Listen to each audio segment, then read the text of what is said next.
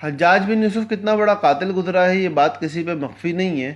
اس بندے نے جب حضرت انس رضی اللہ تعالیٰ عنہ کو اپنے پاس بلایا اور بلانے کا مقصد حضرت انس کا قتل کرنا تھا، تو اس وقت حضرت انس رضی اللہ تعالیٰ عنہ سے جو بات چیت ہوئی اس کا خلاصہ کچھ یوں ہے کہ حجاج نے جب کہا کہ میں تمہیں قتل کرنا چاہتا ہوں، تو حضرت انس فرمانے لگے کہ اگر میں تیری بات کی تصدیق کر دیتا ہوں تو اللہ کے نبی صلی اللہ علیہ وسلم کے کلام کو جھٹلانے والا بنوں گا۔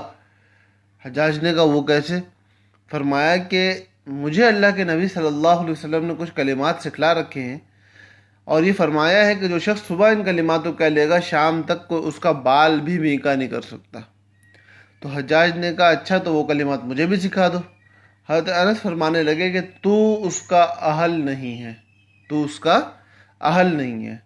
خیر حجاج نے کہا کہ ایک کام کرو، ان کے راستے کو چھوڑ دو، ان کو جانے دو۔ حضرت انس کو اس وقت دربار سے تو جانے دیا گیا، لیکن درباریوں نے بعد میں حجاج سے پوچھا کہ آپ نے ان کو قتل کیوں نہیں کیا، جبکہ دربار میں تو یہ بات مشہور ہو چکی تھی کہ آج حجاج نے انس رضی اللہ تعالیٰ عنہ کا قتل کرنا ہے۔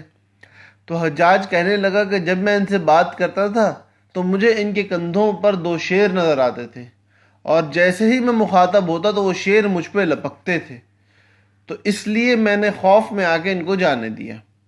اب وہ شیر مادی طور پہ حقیقی اعتبار سے موجود تو نہ تھے نا، وہ اس دعا کی برکت تھی جو حضرت انس رضی اللہ تعالیٰ عنہ کو اللہ کے نبی صلی اللہ علیہ وسلم کے کلام پر یقین کی وجہ سے ملی تھی۔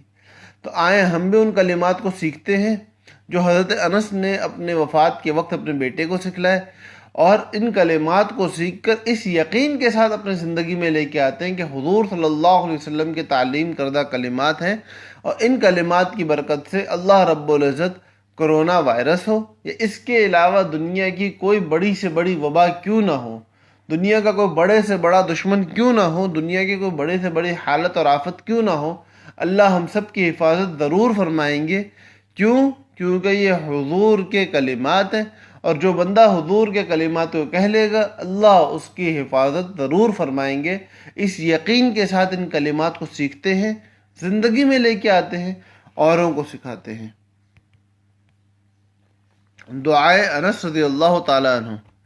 بسم اللہ علی نفسی و دینی، بسم اللہ علی اہلی و مالی و ولدی، بسم اللہ علی ما اعطانی اللہ، اللہ ربی لا اشرک به شیئا، اللہ اکبر اللہ اکبر اللہ اکبر، واعز واجل واعظم مما اخاف واحذر، عز جارک وجل ثناؤک ولا الہ غیرک، اللہم انی اعوذ بک من شر نفسی ومن شر کل شیطان مرید ومن شر کل جبار عنید، فإن تولوا فقل حسبی اللہ لا الہ الا هو علیہ توکلت وهو رب العرش العظیم، ان ولی اللہ الذی نزل الکتاب وهو يتولى الصالحین۔ یہ مختصر سی دعا ہے، اس دعا کو یاد کر لیں اور اپنی زندگی میں لیں۔ اللہ رب العزت ہم لوگوں کے دنیا کے تمام تر مصائب اور پریشانیوں، درد، تکلیف، آلام کو ختم فرمائیں گے، اور ہم لوگوں کو اللہ کے نبی صلی اللہ علیہ وسلم کے کلام پر یقین کی برکت سے ہماری دنیا بھی بنائیں گے، آخرت بھی بنائیں گے۔ اللہ پاک ہم سب کا حامی و ناصر ہو۔ السلام علیکم ورحمۃ اللہ وبرکاتہ۔